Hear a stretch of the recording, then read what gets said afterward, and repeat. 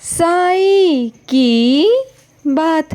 बच्चे, तुम्हारा समय अच्छा हो रहा है मेरे बच्चे, हो रहा है। जानते हो क्यों?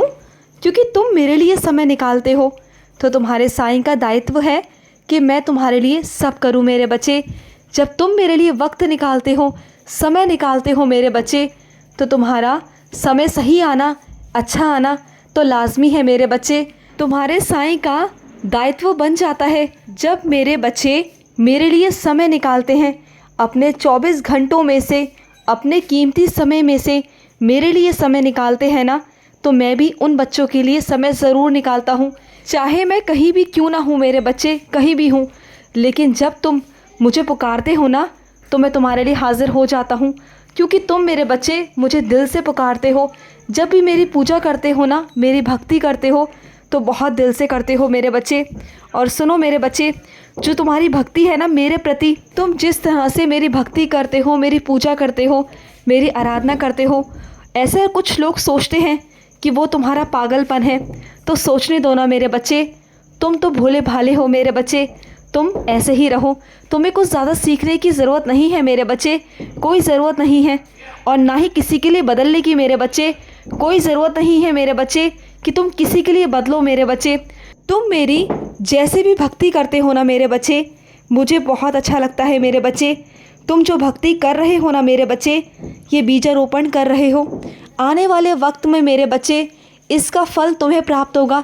तुम्हारे पूरे परिवार को मेरे बच्चे इस पागलपन का, इस भक्ति का फल प्राप्त होगा मेरे बच्चे। और जो लोग आज तुम पर उंगली उठाते हैं ना, कल को वही देखेंगे मेरे बच्चे, तुम चिंता मत करना।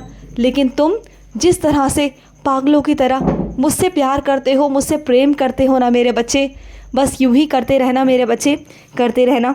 और सुनो, अगर किसी से गलती हो भी गई है ना, तो उसे माफ़ कर दो ना। तुमसे भी तो कई बारी गलती हो जाती है ना, तो कोई बात नहीं ना, सबसे गलती होती है, तुमसे भी हुई थी। और ऐसी ही कुछ गलती हुई थी ना, तो तुम जब अपनी गलतियों को नज़रअंदाज करते हो, अपने आप को क्षमा कर देते हो, तो दूसरों की गलती को तुम क्यों माफ़ नहीं कर पाते हो? उनको भी कभी कभी क्षमा का मौका दिया करो ना, कभी कभी उन्हें भी सुधरने का मौका दिया करो। हो जाती हैं गलतियाँ, तुमसे भी तो होती है ना, मैं तुम्हें भी तो माफ़ कर देता हूँ ना। तो ऐसे ही तुम दूसरों को भी तो माफ़ कर सकते हो ना, उन्हें एक मौका तो दे सकते हो। अगर वो सुधरना चाहते हैं तो उन्हें एक मौका ज़रूर दो मेरे बच्चे, ज़रूर दो। क्योंकि मेरे बच्चे, एक बात ध्यान से सुनना, अगर कोई अपनी गलती को सुधारना चाहता है और अगर तुम उसे मौका दोगे सुधारने का, तो वो ज़रूर सुधारेगा। लेकिन अगर तुम माफ़ नहीं करोगे, तो बार बार उसे गलती करने का मौका मिलेगा, वो बार बार गलती करेगा और वो इन्हीं गलत रास्तों पे चला जाएगा। क्या तुम चाहते हो कि किसी इंसान का जो व्यक्तित्व है वो बिगड़ जाए, किसी का व्यवहार बिगड़ जाए? नहीं ना, उसकी आदतें सुधारना चाहते हो तो मेरे बच्चे तुम्हें करना होगा, एक मौका तो देना होगा। तुमने उसकी बिना मतलब इतनी सारी डांट लगा दी, ये तो गलत है ना। हर किसी को ऐसे डांटा मत करो। अगर कोई गलती करता है तो उसे प्यार से समझाओ। तुम्हें याद है पिछले दिनों तुम कुछ बंद करना भूल गए थे, उसके बावजूद भी मैंने रक्षा की थी ना। तुम्हारी वो बहुत बड़ी गलती थी, लेकिन उसके बावजूद भी मैंने तुम्हारी रक्षा की थी ना, तुम्हारी साईं माँ के हक से।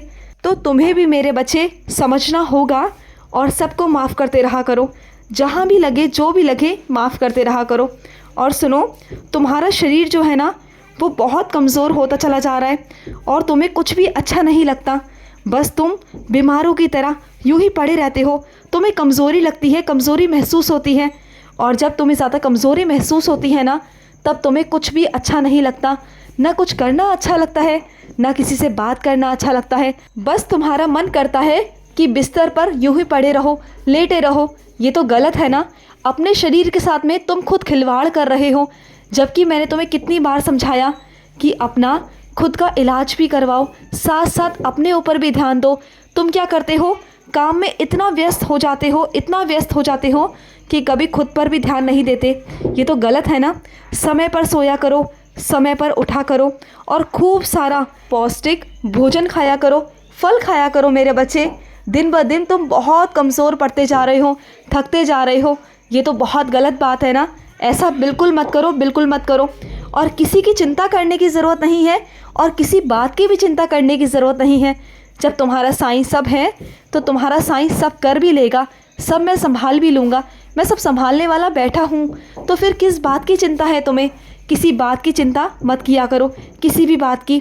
जब सब कुछ मैंने ले रखा है अपने ऊपर तो मत चिंता किया करो। और सुनो, तुम्हारे पास जो पुराना सामान है जिसकी तरफ तुम देखते भी नहीं हो, कुछ पुराने वस्त्र, कुछ पुराने जूते चप्पल, वो किसी को दे दो ना, वो किसी के काम आएंगे। किसी में वितरण कर दो मेरे बच्चे, जिसे उन चीज़ों की ज़रूरत है उन्हें वहाँ तक पहुँचा दो मेरे बच्चे, पहुँचा दो। ये बहुत पुण्य का काम होगा तुम्हारे हाथों से मेरे बच्चे। करोगे ना ऐसा? ज़रूर करना मेरे बच्चे, ज़रूर करना। और सुनो, जो तुमने संघर्ष करके कमाया, जो तुमने पाया, वो तुम्हारी खुद की मेहनत थी मेरे बच्चे, वो मैं जानता हूँ। और आज कुछ लोग तुम पर उंगलियां उठाते हैं कि वो तुम्हें बहुत आसानी से प्राप्त हुआ। नहीं मेरे बच्चे, उन लोगों पर ध्यान बिल्कुल मत दो।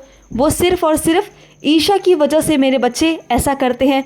लेकिन तुम ध्यान मत देना, मैं जानता हूँ, मैंने देखी है तुम्हारी मेहनत, मैंने देखा है वो तुम्हारा दर्द, मैंने देखी है वो तुम्हारी तकलीफ़ें, जो मैं महसूस किया है मैंने।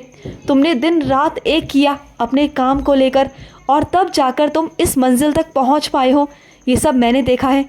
और आज जो चिढ़ की वजह से, ईर्ष्या की वजह से तुम्हारे साथ जो करते हैं, तुम पर उंगलियां उठाते हैं, वो सिर्फ़ और सिर्फ मेरे बच्चे, वो उनका स्वभाव है।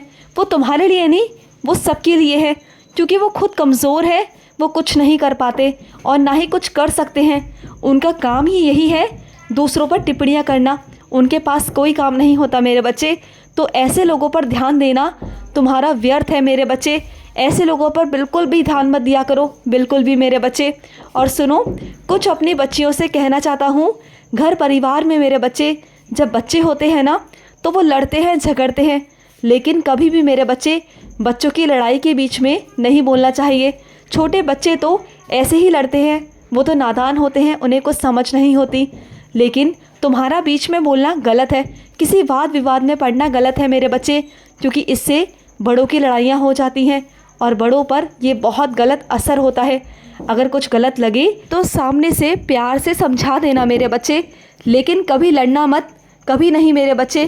क्योंकि कल को बच्चे तो एक हो जाएंगे, लेकिन जब बड़ों में मनमुटाव हो जाते हैं, लड़ाइयाँ हो जाती हैं ना, तो वो सुधारने पर भी सुधर नहीं पाते मेरे बच्चे।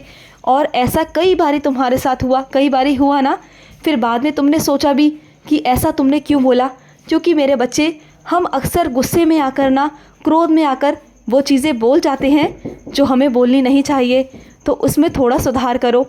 और कुछ मेरे बच्चों की बहुत सारी परेशानी है कि उनके बहुत सारे बाल झड़ रहे हैं। तो सुनो मेरे बच्चे, तुम उदी का सेवन करते रहो।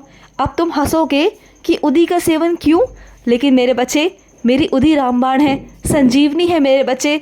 तुम अगर उदी का भी सेवन करोगे ना, जल में डालकर रोज़ पियोगे, तो तुम्हारे बाल झड़ने भी बंद हो जाएंगे मेरे बच्चे। उदी सारे दुखों की, सारे मर्ज की दवा है मेरे बच्चे। तुम जिस भी काम में उदी को लोगे, प्रयोग करोगे, तो तुम्हें भी मेरे बच्चे उदी का असर नज़र आएगा। अपने साईं पर भरोसा तो किया करो। और सुनो, आज मैं तुम्हें स्वप्न दर्शन देने आ रहा हूँ मेरे बच्चे, मेरा इंतज़ार करना मेरे बच्चे। खुश रहो। आज का रात्रि साईं संदेश समाप्त हुआ।